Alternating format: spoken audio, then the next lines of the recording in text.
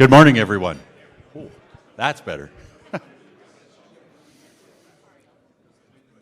All right, I think we got a few last folks trickling in, but we're going to get started. We've got a fantastic panel. I want to give them as much time as possible. So first of all, just want to welcome everyone to our May Liberty and Energy Breakfast. Excited about the panel today, excited about the topic they are going to spend some time sharing with us. We have a great group of panelists. I'm going to leave that to Greg to introduce them all, but today we're going to spend some time talking about electricity. Often I see in the news that electricity and energy get conflated with one another, and of course nothing could be further from the truth. Electricity represents about 20%, I think, of the energy we consume on a daily basis, if you think about just total energy. But it's become quite an interesting story of late. We went through a stretch of time, maybe a couple of decades even, where growth in electricity demand was relatively flat in North America, maybe 1% or 2% on an annual basis. And now we find ourselves in a situation where, through some combination of data centers, the desire to electrify everything, and some amount of reshoring of manufacturing, we're looking forward into a picture where we may see electricity demand, at least in some areas, I think north of 5% on an annual basis. And so that's a very, very different picture for an industry that has been relatively flat of late. And then you layer on top of that some additional complications. Of course, we've had some policy across the country, both at the federal level and at the state level, that has driven decisions around what the grid has ultimately evolved to look like, the components that are feeding electricity into that, to the point where the National Electricity Reliability Council was issuing reports suggesting some real concerns with some areas of the country around our ability to sustain an ongoing grid without risk of blackout or brownout. And so lots of challenges in front of us. It's an interesting part of the world to spend some time looking at, and we've got a fantastic group of panelists to come up here and share a little bit of their expertise with it. And so with that, I'll ask our panel to come join us on the stage here, and I'm going to turn it over to Greg Thurnher to introduce everybody.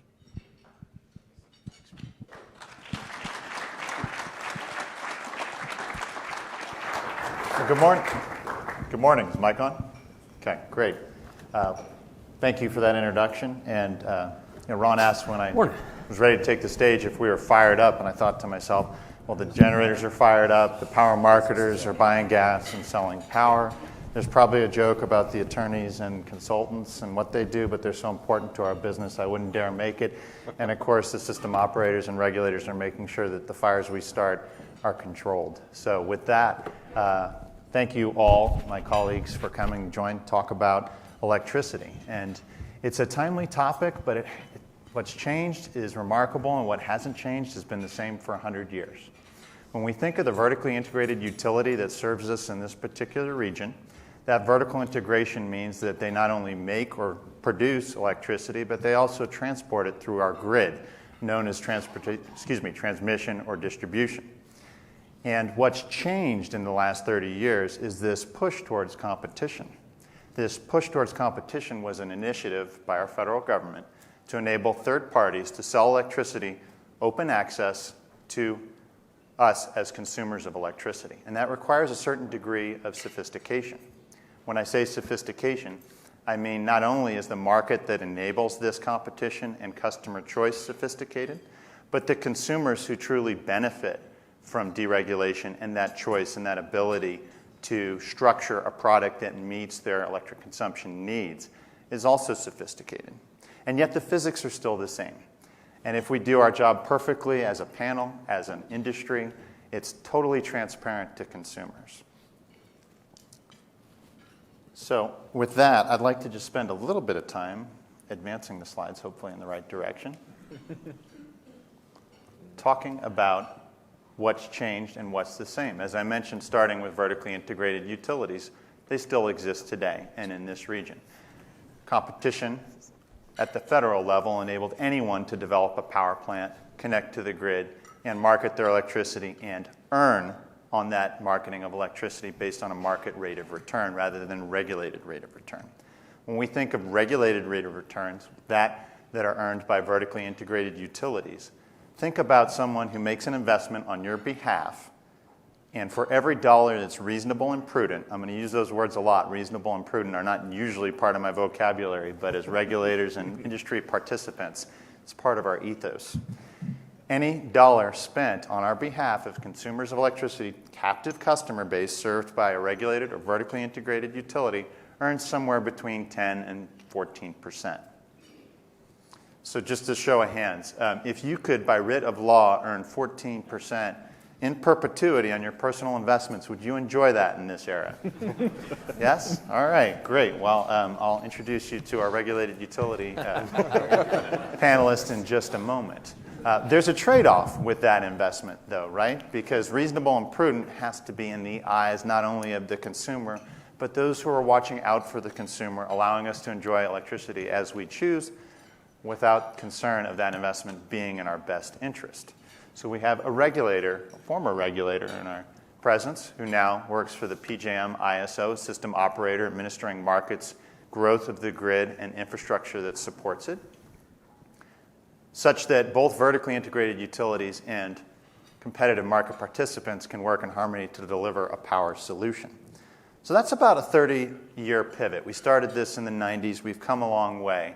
And perhaps what brings us here today to be so interested in this topic is the fact that not only do we have this sophisticated market and this market structure that enables us to structure choice and competition, we also have a new era of sophisticated consumers of electricity. Does anyone want to voice over or just guess with one word? These are our data centers. These are the folks that are not only using electricity to add utility to our lives off the grid, but also being very thoughtful about how they source their electricity, when they buy it, when they consume it, how they consume it, and how they can be less disruptive as they join the grid. I've been looking for words on how to describe their consumption patterns, and if you were to study load or demand of electricity, it tends to be very correlated to weather, it tends to be very predictable, and then there's data centers. The best word I have to describe their consumption is violent.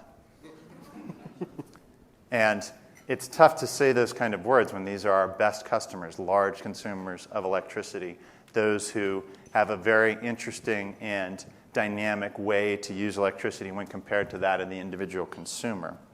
So, if I found the right button here, if we think about how these entities impact our electric supply chain as a whole, it's helpful to remember how we segment this in our new era of deregulation.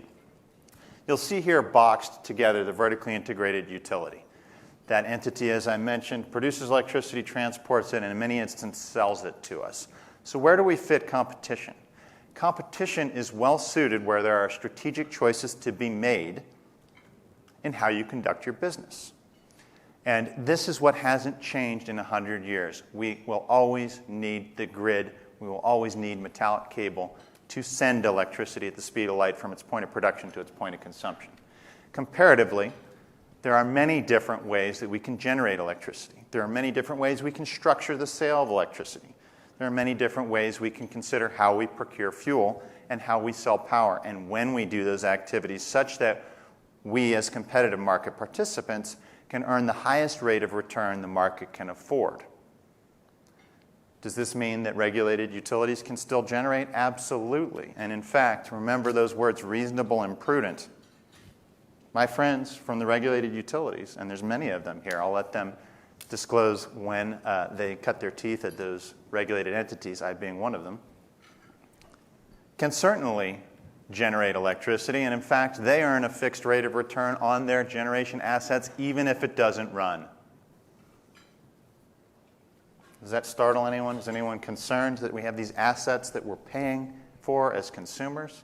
It shouldn't, because that asset has been deemed reasonable and prudent, and by and large, when it's not running, that means that it's either not needed in that instant, and by the way, the balance of electricity instantaneously is imperative.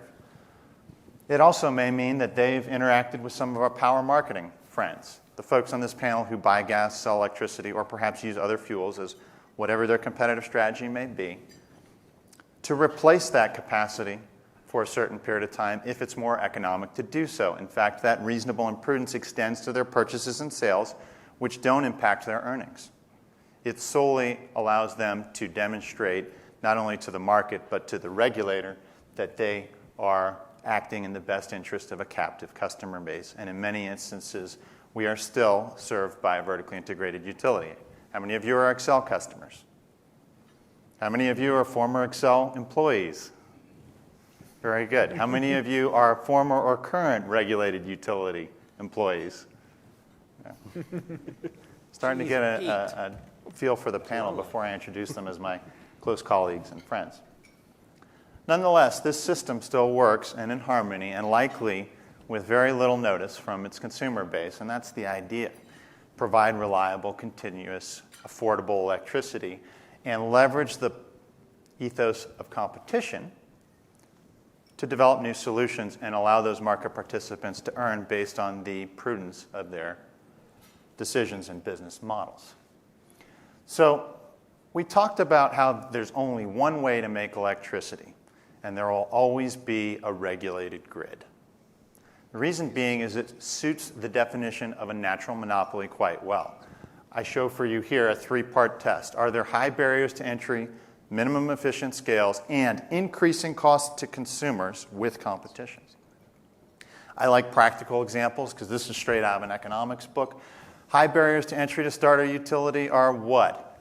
Billions of dollars to replicate that infrastructure. That's a barrier to entry, as is right-of-way and access to your homes, your streets, your power lines.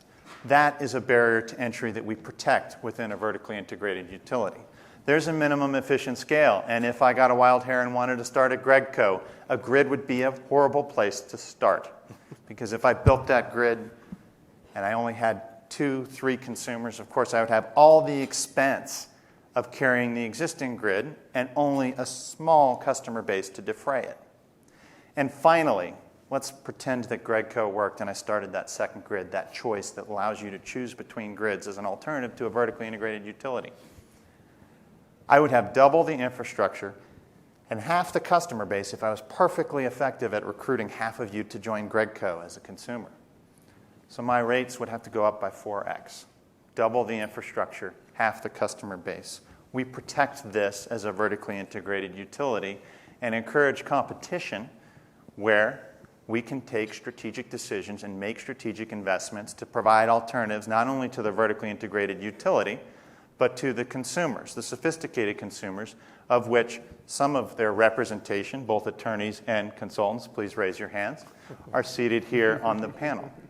So you'll see here, while I didn't introduce them in order, we have a full spectrum of not only talent, but also function within the electric supply chain here for you in Denver, which is awesome.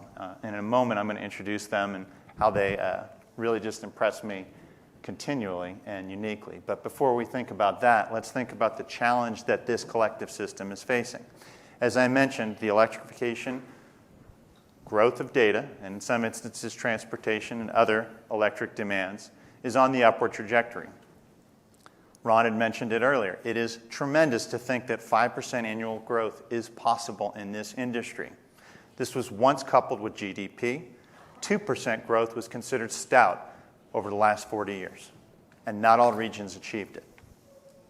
If we look at the baby boomer era, close to a 7% growth year over year, tremendous.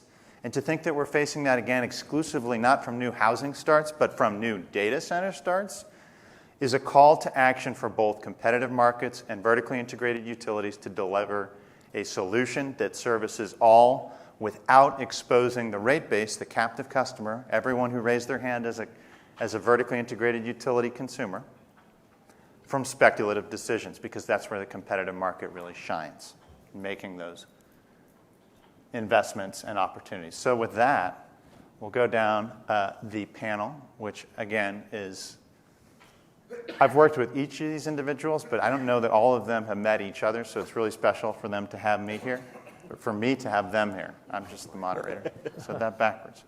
We'll go starting closest to me, Travis Goff, a consultant in the ERCOT marketplace. Travis, Eric, Travis, did I Eric? say? It's one of those names. Eric, no worries. I was about to say, Eric was at the first ERCOT meeting that I ever attended. And that was a big step for me because I left the Eastern Interconnection from my vertically integrated utility to see how competitive markets worked within the boundaries of Texas. And his continuity in Texas is phenomenal. He represents virtually every segment in the wholesale market as well as consumers, and has been a voice of reason from an economic and market standpoint for 2 decades. Thanks. What did I miss? That covers it. Yeah? I explain Texas to people. Okay. and he's perpetually doing that for me and others as well. Joel Turkheimer, one of the power marketers, and he has always impressed me in his ability to live where he chooses to and still interface with Houston in a way that allows him to manage every kind of asset and market function you can imagine. And we've had the pleasure of working together in that capacity. What did I miss, sir? Did you want to tell him where you live on the best coast? I live in Portland, Oregon. Okay, very good. Travis Broersma, recently acquainted from Mercuria, and we've worked together in the capacity of trying to figure out how we can help his business as an independent power producer. He's been optimizing the West. He has worked for Xcel Energy previously, and also always avoided Houston as well, right? I did a short stint there. Short stint, but primarily in Denver. Yep.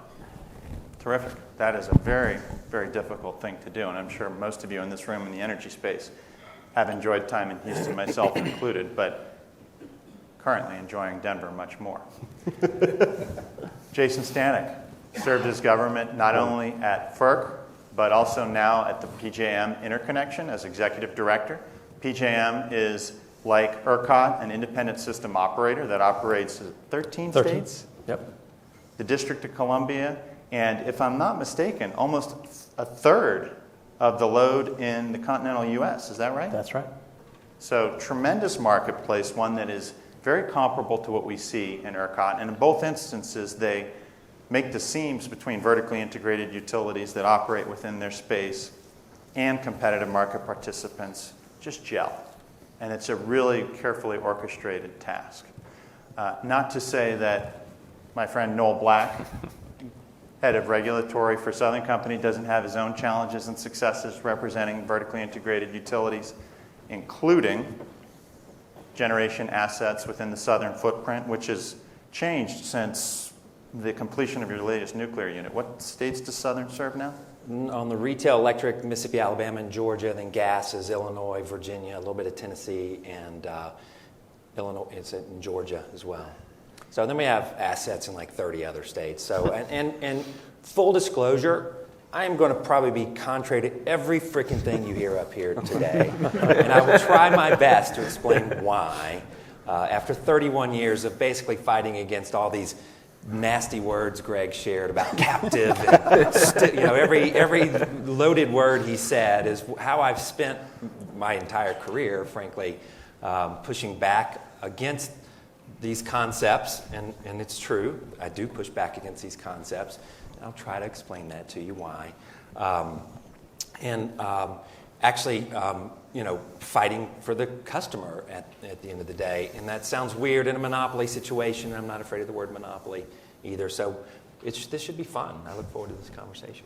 Likewise. And I might also add that once you get into systems that cross state lines, you get into federal regulation, which these gentlemen are no stranger to. And in federal regulatory regimes, you have a whole different cast of characters, a whole different set of challenges to solve. A lot of things that we don't have to deal with in ERCOT on the market side, but nonetheless, when you do have those issues, often very common to have federal regulatory support. And in this case, we're very fortunate to have Samin Peirovi, former FERC attorney, now gone to service his customer base in the private sector to help them exercise their choice, find the arrangements that service their needs the best for electricity in the service of data or any other application you might imagine.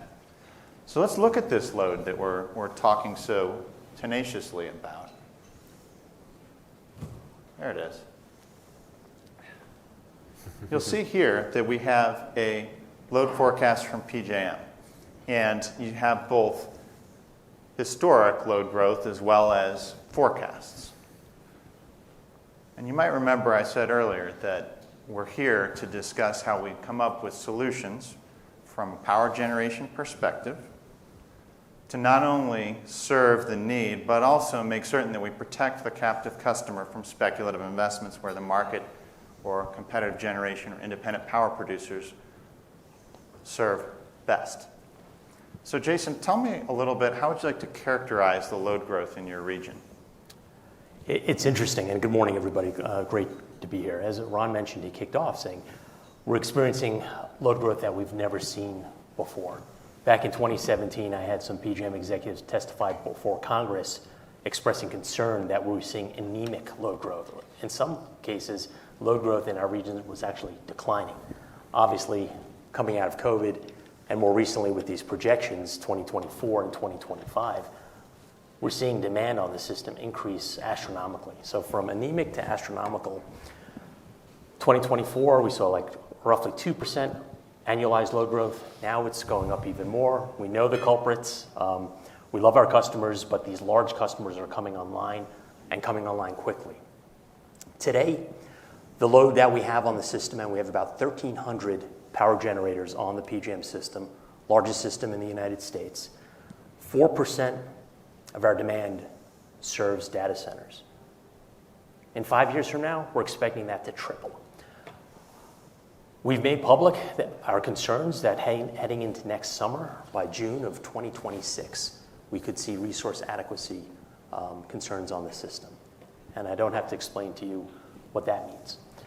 So we've been taking a number of efforts, reforms, working with our federal regulator, working with our state partners, legislators, public utility regulators, executives, and of course the customers. The data center industry is large, but there are other factors at play as well: onshoring of manufacturing, development of new battery facilities, electrification of transportation. So all of these issues are coming at us so quickly that we don't have any time to waste. We're talking about weeks and months, not years, to plan. So we're doing whatever we can to get new generation on the system as quickly as we can, because we see the same issues that are happening in ERCOT, MISO, SPP, ISO New England. All the grid operators are seeing load growth. There's no exceptions there. The challenge is to find solutions in a timely manner that could help us make these ends meet, because we've not seen these trajectories, these trend lines that you see before you, and we think they're pretty legitimate. We spend a lot of time, money, and effort to ensure that there's not a lot of noise in these lines. And Noel, I'm going to ask you to opine next. In your region, do you see similar scenarios? And Eric, I'm going to ask you to follow him such that you can give the ERCOT perspective and bookend him, because he sounds like he's here to bully the competitive market. Yeah. So yeah, of course. We're about a 50,000 megawatt system, which is similar in size to another market structure, SPP, if you've heard of it. I think they're talking about stuff out this way some. That's about 4.5 million customers. We just finished some nukes down in Georgia, to the most recent nukes added in America. Very exciting times, and thank God we have them. They were really, really hard, but they are really, really worth it now that we have those because of this growth coming. So we've seen 50,000 megawatt system. We have line of sight, and we've announced in our earnings call 10,000 additional megawatts coming, and we have. And then say by 2035, making up numbers it seems because they're all so insane, potential doubling of our system, right? So from 50,000 megawatts to 100,000 megawatt system. And that's remarkable and crazy. And I would say resource adequacy concerns, I wouldn't frame the way we do business sort of in that zone. I would say, so we're sort of in vertically integrated, state-regulated system. We're built for abundance, right? We have an obligation to serve, and we work really, really hard to ensure that we have the assets in place to ensure we are open for business. And we're seeing this radical growth, and we love it. It is without a doubt one of the most remarkable market share opportunities our industry's seen in, since what, the 70s, whatever you said, and air conditioning came to the South kind of situation. So our effort and intent is to serve as much of this as we possibly can, while and this is the beauty of my structure. If I build stuff and half of it goes, I finance half of it, and I put the other half, I get a return on that equity, as we talked about earlier. Not quite 14, but let's say it's pretty good. That makes sure I'm building whatever is necessary for my customers, right? And these customers are such great load factor customers, right? These AI customers, that I can actually put downward pressure on rates for all of my customers.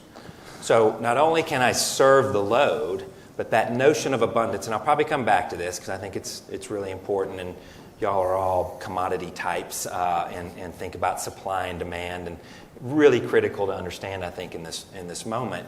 To ensure abundance means you have ample supply to meet the demand, which puts some downward pressure on the rates that customers experience.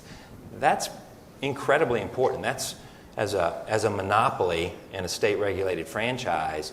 On the electric side, I'm speaking from, not our gas and all of our other stuff, but from the electric retail side, incredibly important. So this growth for us is monumental and exciting, and not just for serving those customers, but for serving the rest of our rate base. No one gets left behind in our approach. That's our intention, and that's just to bring this full circle and talk about the shareholder, starting with the customer, not just those individuals, but the entire group of our customer set, results in long-term, very stable earnings for us. We don't chase some of the more speculative, scarcity-driven, massive opportunities, I would say, that exist today. And we'll hear a lot about that, I think, and it is truly remarkable.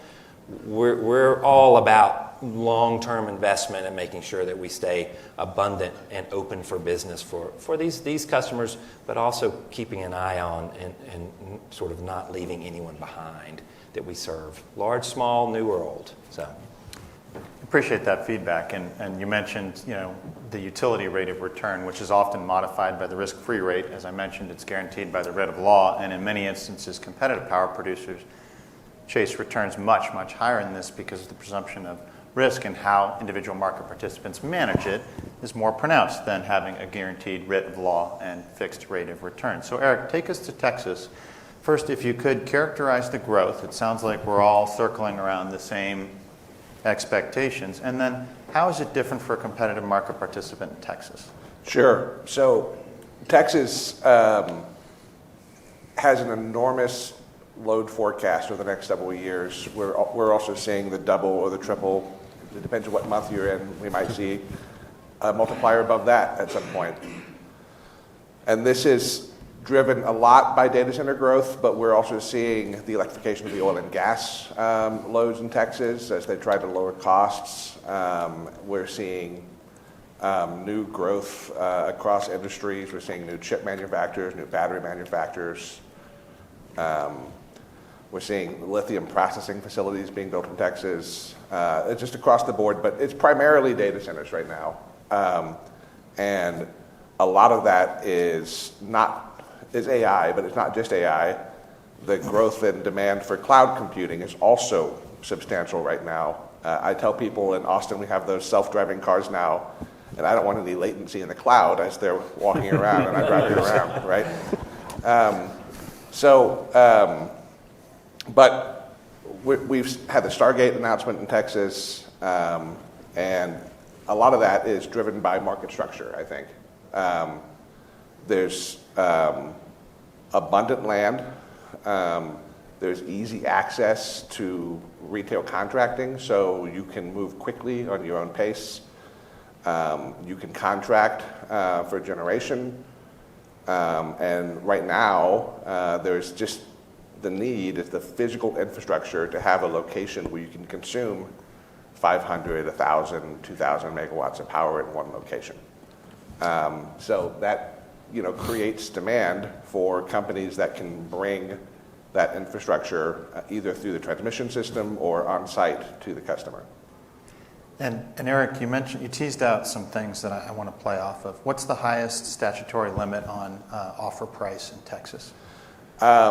You can get up to $5,000 a megawatt hour in Texas. Okay. Typically, it's the cost of burning natural gas, but But occasionally, when there's not enough of that, the price is set either regulatorily to reflect customer demand or the customer's willingness to not consume electricity because they can make more money by selling back their hedge to someone else that has an even higher value of lost load. Interesting. Okay, so just for context and for the audience that's new to electricity, it usually takes us about, say, 10 units of natural gas to make 1 unit of electricity, which means if gas is priced at $4, our production cost is somewhere in the $40 per megawatt range. It depends. Some producers are more efficient, some are less efficient, some are more flexible, some require more notice. But this is very much a must-be-present-to-win auction, whereby if you can make $40 power in a $5,000 market, you are very satisfied with your return. Comparatively, other market structures orchestrate a capacity payment that gives you some revenue certainty or reservation payment for being available, and then you further get compensated for your fuel costs to supply an electric market.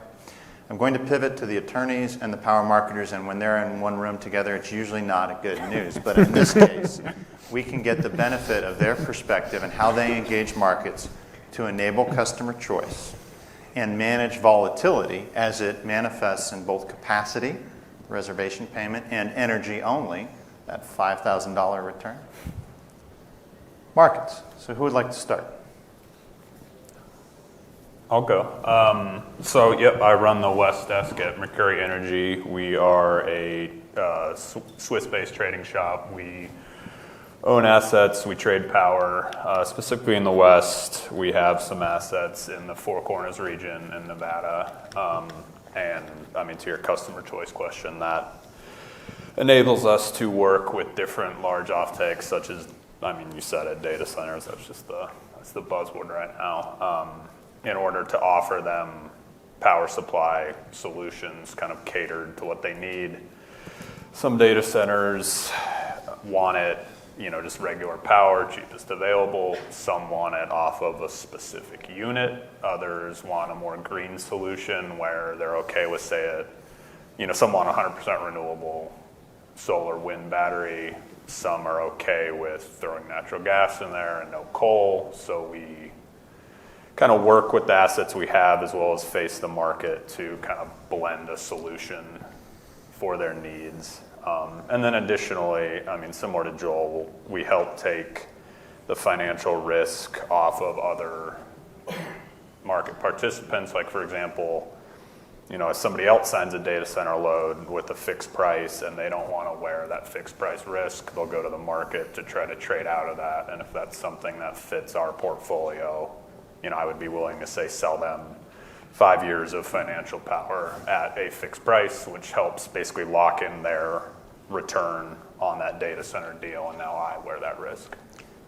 Interesting. Okay, so in addition to consumer choice, you're offering them insurance on the price of electricity such that their consumption of electricity can always be economic relative to the value they produce by consuming electricity. Correct. Yeah, the data centers, they're going to want a fixed price deal, but interestingly, and I've just learned this, that the cost of electricity is a pretty low cost to them, which is surprising to me, given, kind of the magnitude you're talking about.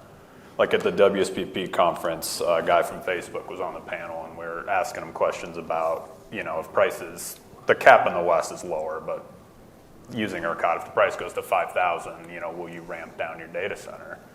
And he said, no, as long as people are watching cat videos, we're going to keep consuming. So, that could be a panel in itself. What is, in fact, the price elasticity of demand for cat videos? And unfortunately, none of us see that price because not only are we paying a fixed price as a consumer, but presumably we're watching our cat videos on our phones. So that's a battery storage device. So the only cost to consume a cat video is borne by our data centers that are transmitting, in some instances, through space, those cat videos. And I don't want to wait 3 seconds for the next video. Of course not, because you want your cat content like your electricity, continuous, reliable, and on demand. So Samin, take us to your customer book and how, representing data centers, they manage price volatility or perhaps quality of service, continuity of service, content of renewables, what have you. how do you represent your customer base to get the same solution they get from both a regulated utility or the deregulated market? And if you can spend some time on price certainty, I'll send it back to our power marketers to respond. Will do.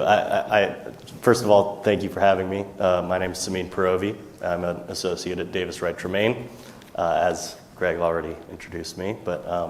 So I am very fortunate to be in the same room with some power marketers because many times they have actually gotten my clients out of a bind.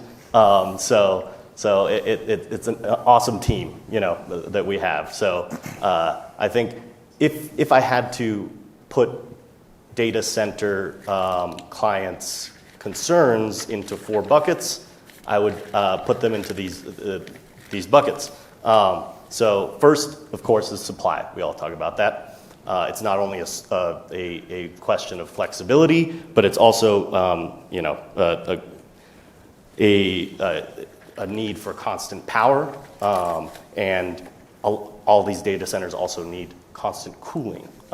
So massive amounts of water, massive amounts of power, 24/7, reliable. That's what they need. That's what they want. But the second bucket is interconnection and transmission.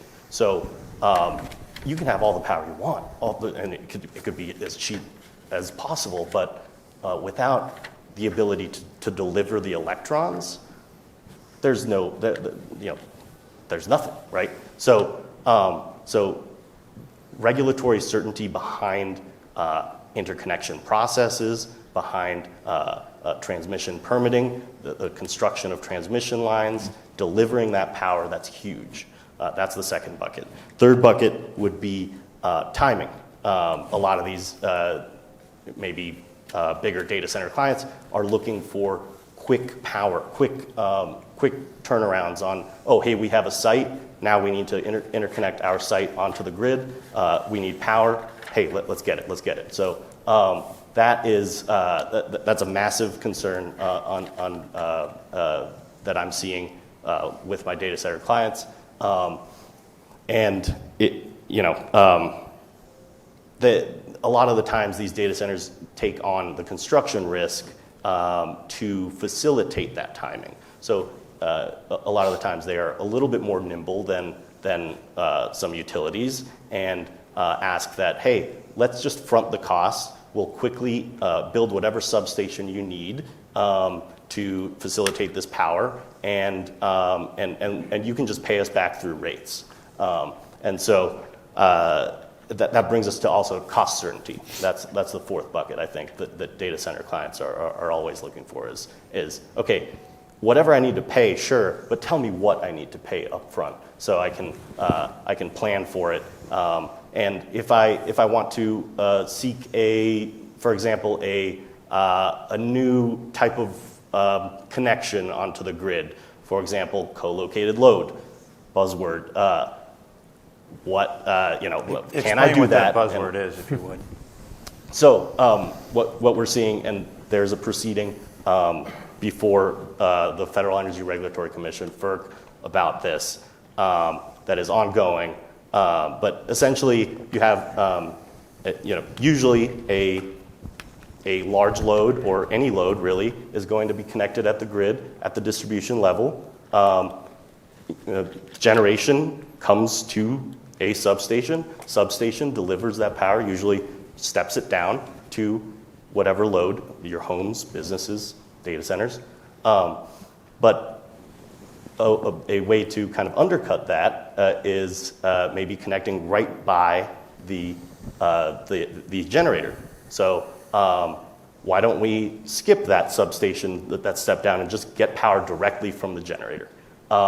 And essentially, PJM is involved in this, but I don't want to speak too much into it. But essentially, PJM said that it could be done under their oath. FERC disagreed.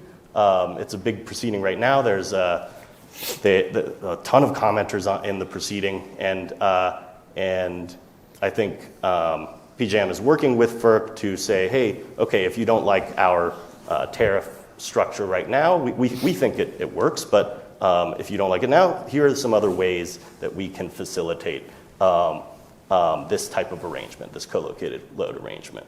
So, I would be remiss to say, like, okay, so sure, I represent a bunch of data center clients, but also I represent some IOUs, some investor-owned utilities, and I would be remiss to not even mention their risks in this whole thing. So that all this said, they have their own concerns, and it's usually just not bearing costs onto their ratepayers, right? So okay, yeah, we'll deliver the power, we'll do whatever you need, you large load people, but we don't want to increase the costs on our ratepayers as much as possible. So want to cabin that risk as much as possible. So, And that goes hand in hand with what the power marketer function is, right? yep. Yeah. Good. All right. Hey, folks. My name is Turkheimer. I'm at Windy Bay Power. Windy Bay Power is a financial power and gas trading company. So we, similar to Mercuria here, we are fundamentally in the business of warehousing and taking on price risk. So, when you look at this graph, and thanks, Greg, for putting this up here. If you look at these forecasts, in 2007, the load was going to be about 200 gigawatts in PJM. Actual load in 2022 looks like was about 150 gigawatts. So there's, every single one of those forecast lines from 2007, 8, 9, all the way down. If you look at that, there's massive difference between what those forecasts were and what actually happened. So that is really, when we talk about risk in these markets, there's a tremendous amount of uncertainty. I know there's a 2025 load forecast that looks like things are going to go crazy. That's entirely possible. We're definitely seeing signs of load growth across RTOs, across markets in the United States. But there's a huge question of what are these actual numbers going to be? If you look at long-term power or long-term gas curves, the reality is $3.50 natural gas is probably not the right price if you have these kinds of load growths across the country. Similarly, if you look at power prices, they're well below the cost of building new generation across the country, which indicates that the market doesn't really believe that you're going to have truly tremendous growth in every single RTO. Again, I don't want to say this is right, this is wrong, but just to say we have seen, and repeatedly throughout history, forecasts that have not quite been correct. And so where markets can offer value is in warehousing the risk that load forecast doesn't end up being correct, and transferring that risk from ratepayers, from essentially the public to private capital that's maybe better positioned to price and warehouse that risk. And so I think this is a really helpful illustration of just how much uncertainty there is in all of this around what is the load growth. Again, there's going to be data centers. There's going to be reshoring in this country.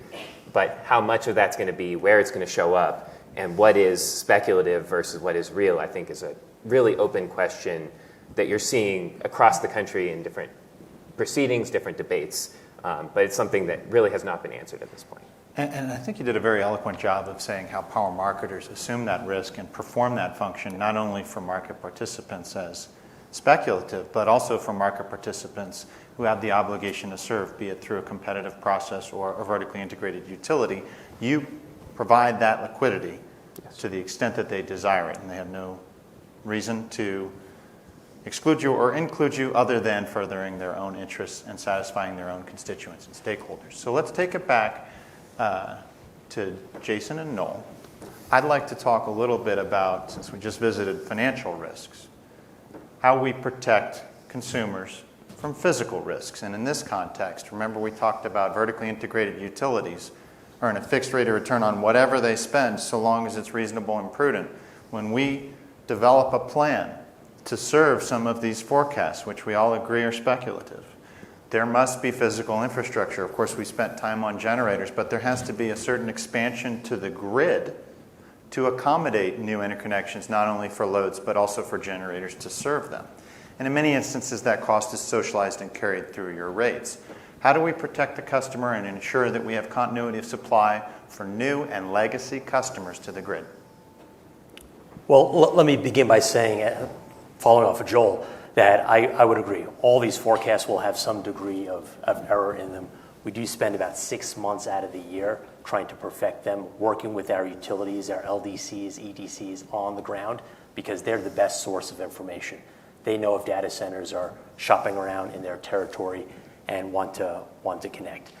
At the end of the day, PJM's mission is to maintain reliability 24/7. That's paramount above anything else to serve the 67 million Americans in our service territory.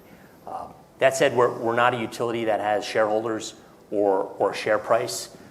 We own and operate. We don't own. We operate the grid system. We dispatch it. But we care about affordability as well. Reliability is number one, but affordability is a close second. So what do? We work with a number of our regulators. Federal Energy Regulatory Commission, where Samin worked, is our primary regulator. The states also have a role. We have 13 states plus the District of Columbia. And we recognize that when you see demand increasing, particularly when supply is also decreasing, we're seeing a tremendous amount of our thermal generation fleet beginning to retire. What do? You see prices go up, and prices are going up tremendously. Greg alluded to the fact that we have capacity as a product, we have energy as a product. Our capacity prices in our last auction went up by a factor of 9 times. That capacity price, even though it's only one portion of a supply charge, will begin to hit customer bills as early as June 1st. MISO, just last Monday, you might have heard, their capacity prices for summer next year have gone up a factor of 20 times. They hit the price of $666 per megawatt day. Probably not the best number, but 666. So we're working with the retail regulators in the states, who are the ones who set the returns on equity. We're working with our federal regulators to figure out how do we get more supply on the system.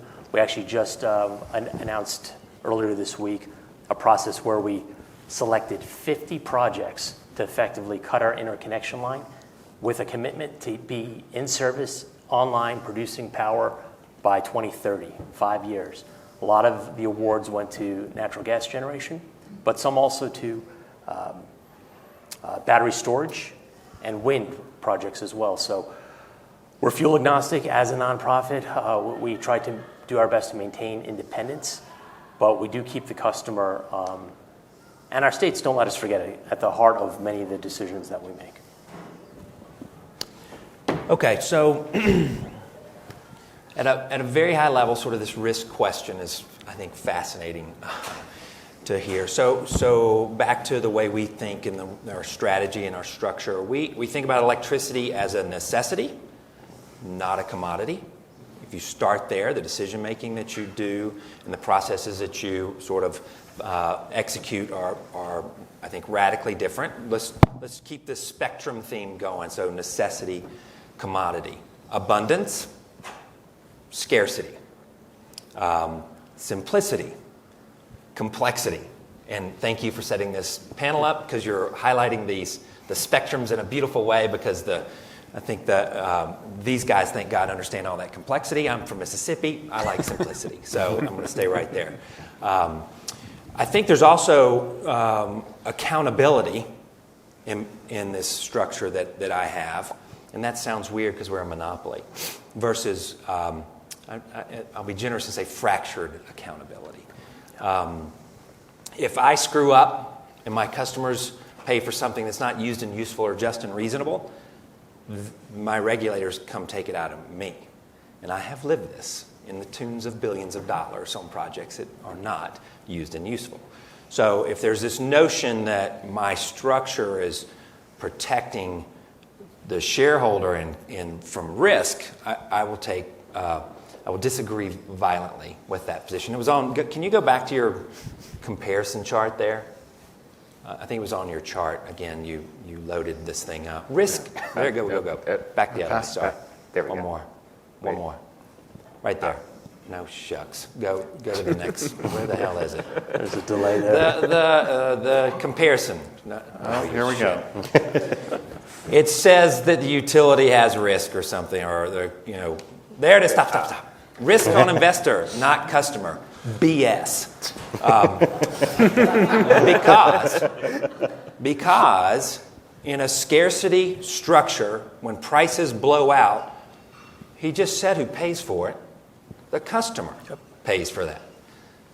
If you're in an abundant situation and you have true accountability, which, by the way, anybody fans of Michael Porter, sort of strategy and competitive advantage and all that stuff, decision making is the essence of your ability to differentiate your company. Without accountability, you don't have you don't make decisions, right? So I would submit to you, even in my monopoly structure, I have radical competitive actions and really clear accountability, which gives me that opportunity. So again, abundance, and that's abundance of generation, abundance of wires, abundance of all of these issues, results in affordable, reliable, resilient, and available power. And that's what we're all talking about today, right? And if I don't do that, if I fail as a company to do that, there is very clear accountability as to who is held responsible for that. One throat to choke is what we say. And I think, again, if you look at this from a sort of a structural, strategic, 2/3 of the country, or more, I'm sorry, 2/3 of the country's in an RTO structure, in a scarcity sort of situation. And I'm going to make one more point. Now shut up and let these guys destroy me. We're talking about co-location in areas where there's a scarcity model. I don't talk about co-location. I built a grid over 100 years that is the most remarkable machine on this planet.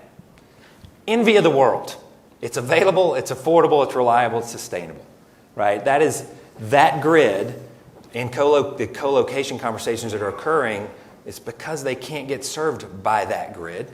But trust me, all those big AI customers really want to be on that grid because the benefits are unassailable. They're just absolute. So I think as we sort of figure this thing out and the growth is so radical and it's stressing areas where there is some scarcity due to the structure and, frankly, I think lack of accountability, we're going to... this market share is going to find the place where it is available, affordable, and reliable.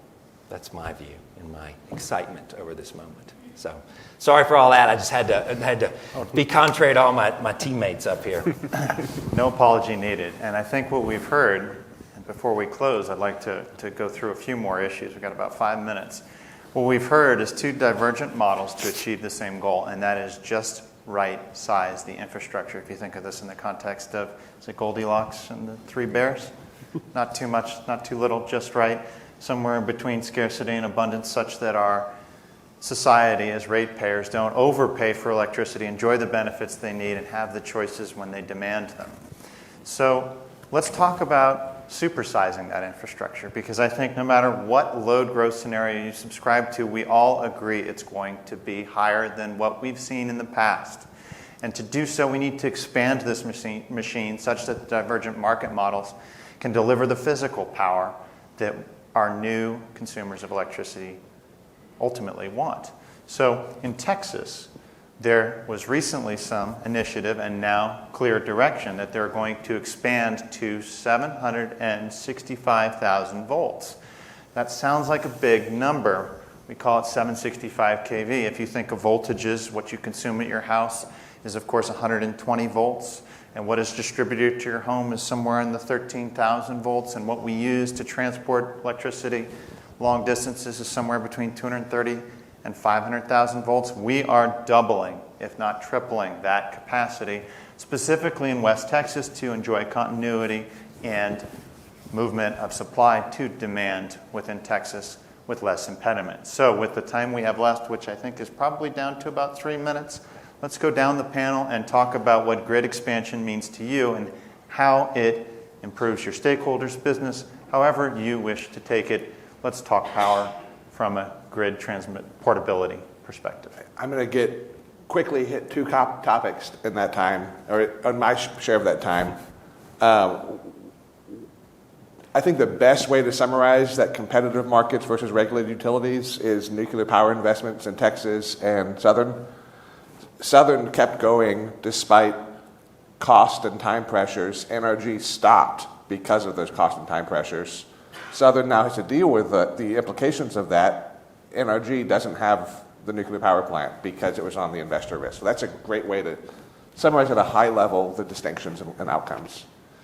In Texas, the Utility Commission just agreed to do the 765 kV transmission for the Permian Basin, and then also it will expand to other regions of the Texas. ERCOT says the transmission grid is maxed out, and so they have to make this investment, and ultimately the Utility Commission agreed. How big is that investment? It's going to be billions of dollars. In excess of 10. Easily in excess of 10. The first projects that have been announced have been on that scale, but I expect we'll see more announcements over the next 6 months throughout the state. And Joel, how is that on your radar? The 765? Yeah. Or grid expansion in Just general? grid expansion. I mean, I think in general, markets do a good job of putting the right resources in the right place if there's a price signal to do so, and also efficiently allocating on the demand side, efficiently allocating, creating supply and efficiently allocating demand if given the license to do so. Markets will spring up, whether that's in prisoner of war camps, people trading cigarettes, or in power markets. Markets kind of just come to be of how people allocate resources. If given the opportunity, they'll do an efficient job of that in a low-cost fashion. It won't always be low-cost every single step along the way, but over a cycle, it will deliver a low-cost, efficient solution if given the opportunity to do so. Travis? I think transmission is the most important. I mean, in areas like PJM, when you have a load forecast like this, generation is obviously going to be important. But say in the West as a whole, I think you roughly have enough generation. It's just in the wrong places. Like if you increase, and I mean, they're working on it because that's what the market gave them a signal to do. If you increase generation from the Pacific Northwest, where there's a lot of cheap, abundant hydropower, down to the Southwest, that's going to help solve that generation shortage down there. So I think, at least in the West, the way forward is definitely transmission. Terrific. Jason? Our country needs a lot more energy infrastructure than we can imagine. We need more high voltage transmission lines. They're getting exceedingly difficult to build, and we need more generation. If you think of the fact that you could build a new data center in 18 months, but it takes us over 5 years now to site and permit a new combined cycle gas plant, you could do the math. No. So we have $3 billion a year budgeted for transmission right now. Nobody's worried that we're building too much, right? That is, if we're not in one of those cycles, it's are we going to be able to keep up? I think the market's question, is fascinating, and we're hearing the signals are, I don't know what color, code red, I don't know, there's flashing, it's 5 years behind. The solution is there's a protracted supply and demand imbalance. If the signals are here now, you're 5 years behind getting infrastructure on there. And that leads to my last point, which is gases. Y'all, thank God, I think most of y'all are from a gas company or have something to do with gas. Thank you, because that is the solution near term to meet this moment. And we need gas pipelines, and y'all are doing your job of finding it and moving it, but we need the moving part. And we need firm gas contracts to build pipes, and then we need some policies to get through. That is a huge deal for us right now. So thank you for finding it. Help us move it next. I'd like to invite the audience to just look back for a second. When I started in this industry, 2016, 2017, I know, so long ago, the name of the game was, how are we going to get by this period of anemic load growth? It cools investment. This flat demand line. How do we get past this period? Now, as Jason alluded to, we have the opposite problem, right? Chaotic load growth, violent, as Greg alluded to. So, but at the same time, it's an opportunity, right? So it's an opportunity for investment. It's an opportunity for regulatory structures to be transparent and fair, and generally an exciting time to be in this industry. Well, there you have it. We have a tremendous panel, and we have an audience of ratepayers. So I expect you to ask these gentlemen the tough questions, including how power marketing and prison commerce intersect, Mr. Best. I joke, but please, what questions can they answer for you? Question. Is this on? There we go. A question for Noel Black. Noel, it seems that we're paying the price for the socialization of climate catastrophe concerns, in that dispatchable generators, gas, coal, oil, nukes, lost the game when regulators forgot about capacity factor. Can you elaborate on that? Sure. I have a few thoughts for sure. I mean, wind and solar are supposed to be cheap and clean, right? I will not debate the clean aspect where it's, it's a renewable resource, whatever. That's fantastic. The cheap, depending on where you sit and how you get it, that gets a little more complex. First of all, been plenty of subsidies. There are lots of subsidies for a lot of people, so I'm not going to complain about their particular subsidies. I think depending on, again, where you sit, there's some subsidies of interconnection, right? There's also some things that help the interconnection process drive down the cost for that developer. And again, depending on where and how you sell that into the market, you hit what's called top-of-stack pricing, which to me, again, the promise was clean and cheap. Well, if it's being priced at the top of the stack, so that means I'll let Jason explain this later. But they stack up all the resources necessary to serve the load for the day, and then the last load that clears the price of it sets the price for everything else. Well, we just said if it's a zero marginal cost product and it's getting bid in and it's getting paid top of stack, it's not fulfilling the cheap aspect of it. And I think there's a lot of politics have gone crazy on wind and solar right now in many ways. And I sort of think about it as I've been doing this a long time. This group's been doing this a long time and understand these resources and how they fit into the system. There is a way to engineer and design these things into the system so that you can take advantage of those inexpensive resources and realize the non-dispatchable nature of those resources. People's gut, though, is telling them something's wrong, right? They're paying too much, and you get into duplicate infrastructure. I've got to still have a bunch of wires to support a bunch of gas plants and a bunch of wires to support these non-dispatchable assets, right? So from their perspective, I think people are going, hey, what's going on here? Why am I paying so much? And they're trying to solve the pile of subsidies, if you will, or process there, and the operational challenges, and the just from an operating and a planning perspective, somewhat duplicative infrastructure necessary to put it on the system. It can be designed and engineered into the system.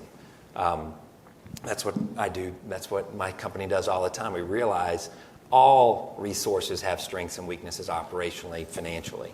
And if I could add, please. Noel, we have a list of the 20 top predominant generating resources at PJM that we dispatch. Each one is not on equal footing. We have a rating in terms of their capacity performance. Gold standard set by nuclear units, we could expect 95% of their output. When you go down to solar, fixed solar, we get 9%. So out of a 1,000 megawatt solar array, on a tough day, we could get 90 megawatts. We'd get 950 megawatts out of that nuke. So we have them all listed from lowest capacity factor to highest capacity factor. And it's something that we have to keep in mind if we'll need a lot more solar panels than, let's say, a coal station to produce that equivalent amount of capacity. And just to summarize, I think that's why there's an attitude or a concern generally about those types of assets is how we put them on the system and how are we operating around those assets and how are we integrating them in a manner that takes advantage of their strengths. I think there's some people, I think people who don't completely understand how the grid works feel like there's something amiss. Thanks. Hope that helped. Hi, my name is Ning Ning, and I am an Excel customer. I grew up in probably below poverty line in Omaha, Nebraska. My question to you is, and it kind of offshoots your question, which is the high cost of some of the renewables onto the grid, but also that there are several oil and gas companies that would love to produce more gas. And having been a part of some efforts at Black Hills to kind of work with the PUCs to vertically integrate the gas well to the customer. However, having seen some of that get rejected over and over by the PUCs, how can we reconcile that? Because from my perspective in upstream oil and gas, I feel that natural gas is a great product. And not only that, in the Rockies we have an abundance, but there's not much development of it. Geez, that sounds a lot like some of the problems we face in power, right? It's a tremendous resource. It's just not always in the place we need it. So who would like to answer that question? Or was that directed to a particular individual? I mean, I think part of it is the markets aren't getting a clear signal. I mean, you have subsidies from the IRA for for wind and solar.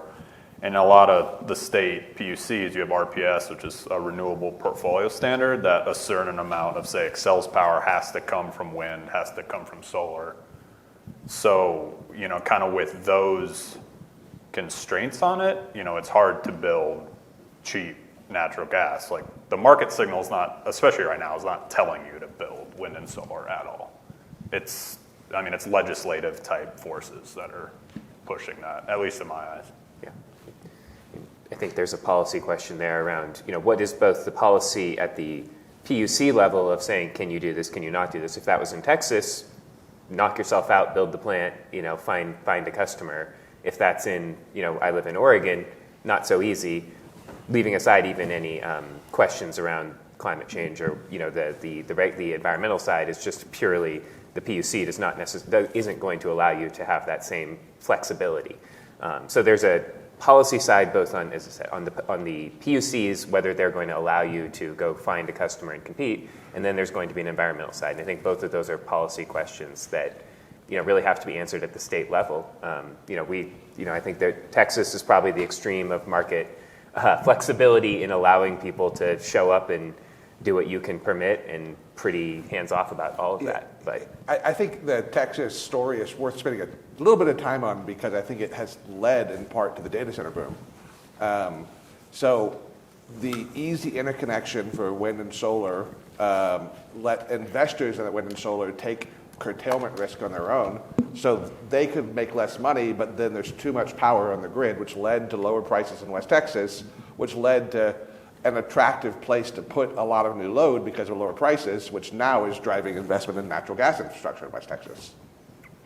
I do think a little bit is federal, though, right? Because you do have these state policies, but it's really only happening because you have billions of dollars of federal subsidies coming in. The PTC. Yep, exactly. It's interesting, too, because what I think I'm hearing in both industries is that revenue certainty is an issue, right? And same with power, and power heavily reliant upon the gas industry. Investment in power is based upon revenue certainty, sometimes mitigated by power marketers, sometimes guaranteed in a regulated utility, sometimes heavily negotiated by ISOs, attorneys, and consultants. So please be kind to them when they leave the stage here. But if you have further questions, you have all the answers assembled here. Mr. Stock. And would you like a microphone? Or? Yeah, Dial and Garrett, I'll make it quick. If it takes 18 months to build a data center, but it takes 5 years to kind of ramp everything up to actually provide the power, when do you guys actually see the data centers actually just bypassing the grid and going to their own power generation, moving upstream, and just building their own top to bottom? Yes. Now. Yes. We're seeing that. We're seeing units such as 3 Mile Island, which has been retired for years, come back into service, looking for flexible loads as well. And a lot of states are saying, if you want to build a data center, bring your own load with you. Don't lean on the grid. So all these discussions are happening in state capitals, in a FERC proceeding, at the RTOs across the country.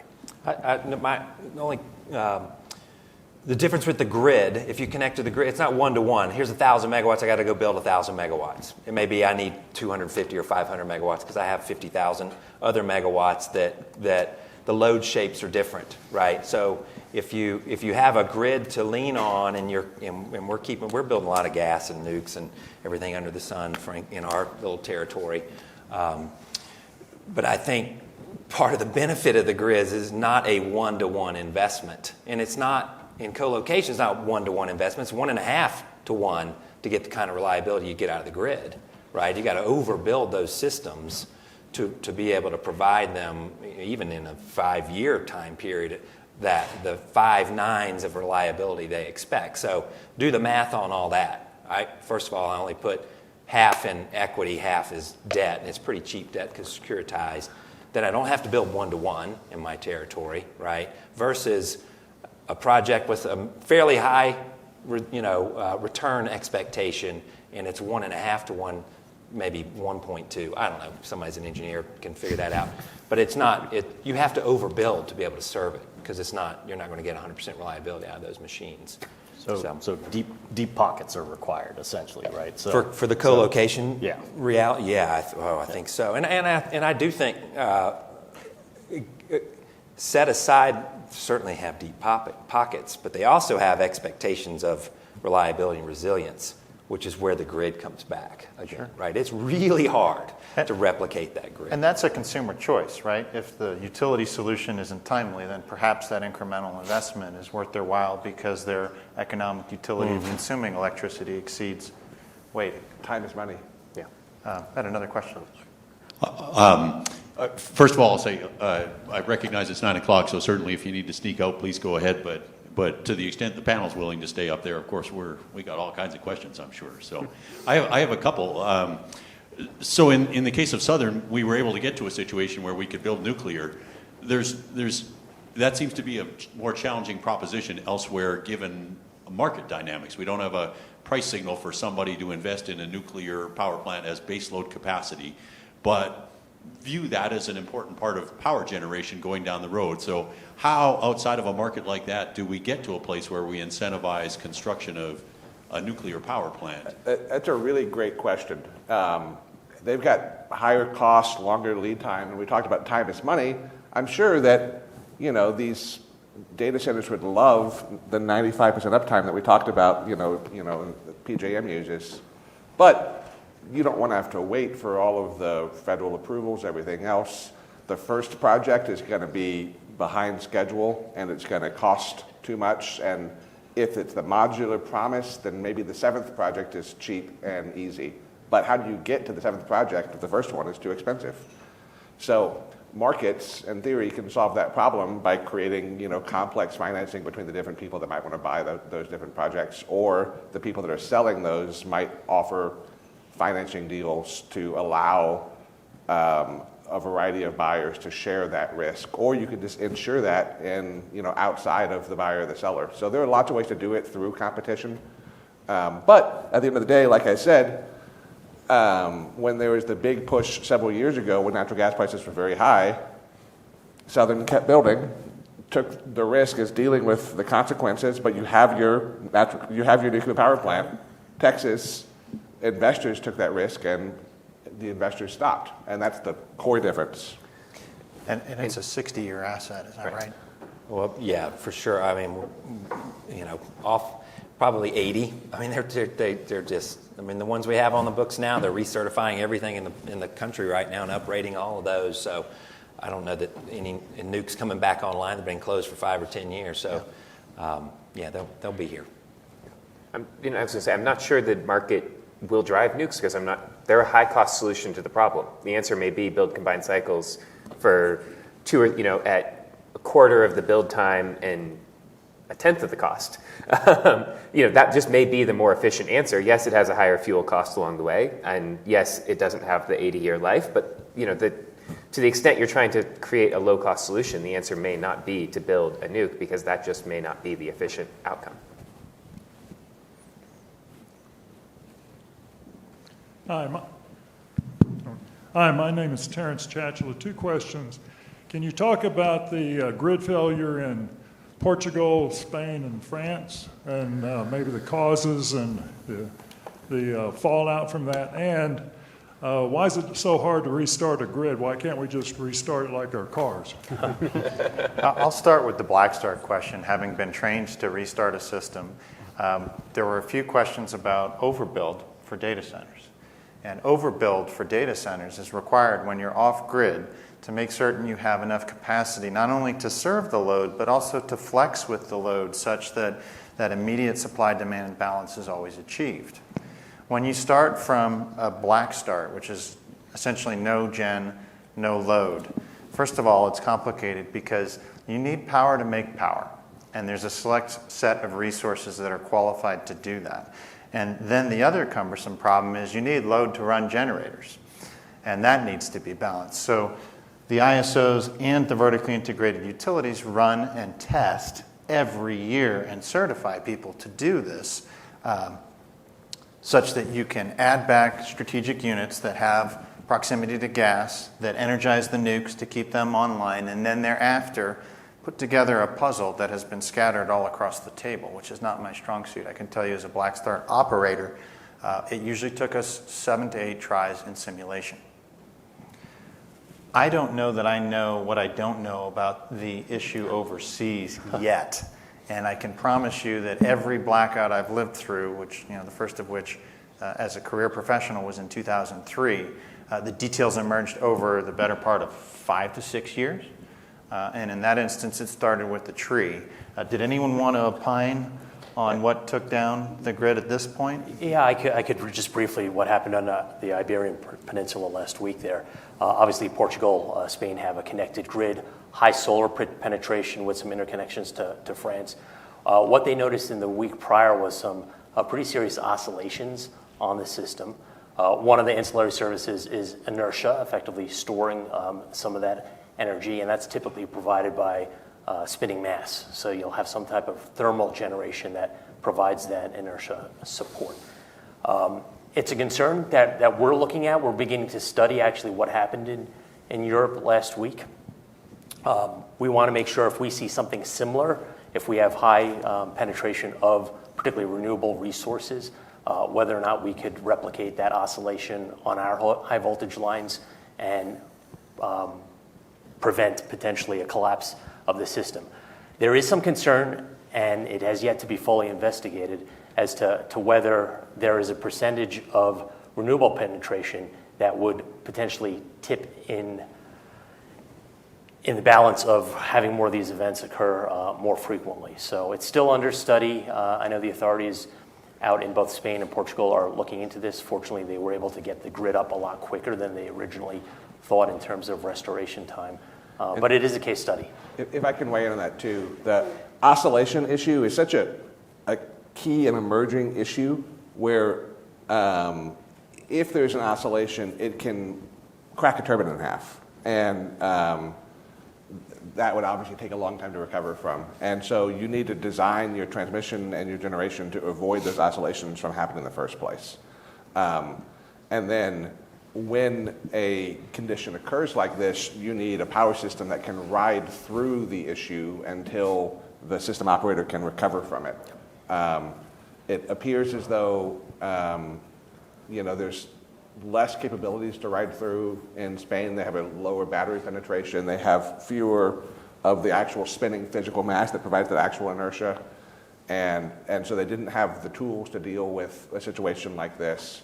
Those tools are available. They just didn't have them. So North America, NERC, ERCOT are all working on those ride-through issues right now in order to get ahead of those issues based on some close calls we've had here. So you can work through it if you do your work, and we have to find out if they did it or not. We had one more question, and the panelists, we're here to answer as many questions as you like. Cheating. I've asked 2 here, but I've heard that inertia number is at about 35% penetration renewables. Can you support that? Anyone on the panel? It's more focused on how much spinning mass you have. So in some instances, you can actually compensate for lack of spinning mass by having generators spinning without fuel. I know that sounds absurd. They're trying to do that in Ireland. Yeah. I understand, which, again, is a cost at the top of the structure. Mm-hmm.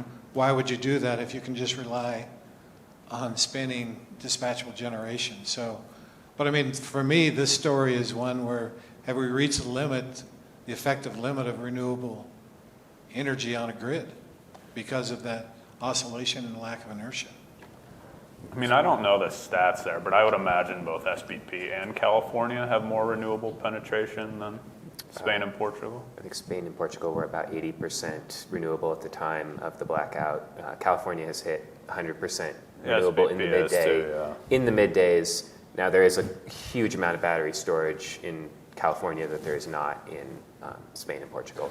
So just different systems. And one of the things that inertia does is it gives the grid operator or the systems built into the grid more time to deal with the situation. So it's like the rate of change is longer if you have more inertia.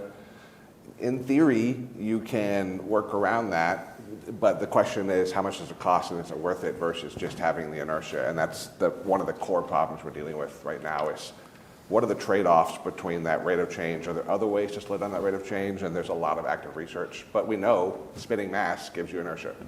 I mean, for example, right now, like every day this time of year, middle of the day, California has negative net load. So, I mean, they're getting 100% renewables covering their entire load, and they haven't had this issue. So there's clearly kind of more at work here. I think we're learning, and not just on the renewable question, which we just they just experienced in real time in Spain and Portugal, but also these large loads. I mean, PJM and others, these large loads, falling off the grid quickly, is a challenge for sure. So there's a lot of new stuff. I do think this points to some comfort for me, in that again, I design and engineer for this stuff. As I learn and figure it out, I design and engineer for it. The visible hand of regulation ensures that I design and engineer for this.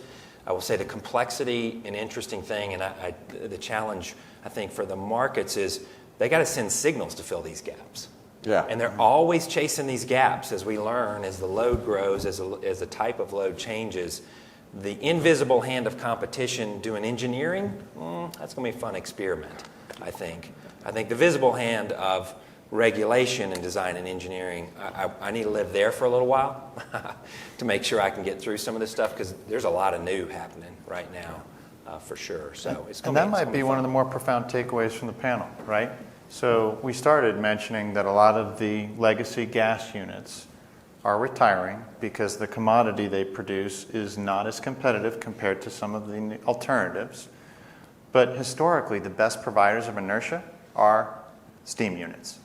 Not only do they have a big spinning mass, they have a big boiler behind them which has stored energy in it, and spinning mass is there to combat changing load patterns, big increase or big decrease in load. And when those entities start to retire because the markets don't value their commodity, the question is, are markets pricing inertia as a commodity, or should they?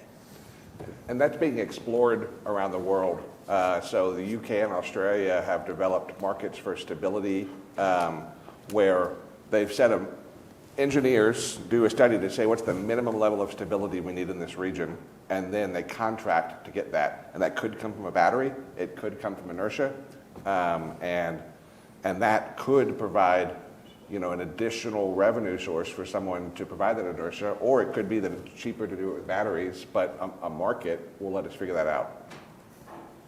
Yet to be seen. Clearly very provocative issues around a commodity that's hopefully silent, continuous, reliable, and affordable. Thanks for the interest. Any last questions? Thank you, and help me thanking the panelists for traveling here.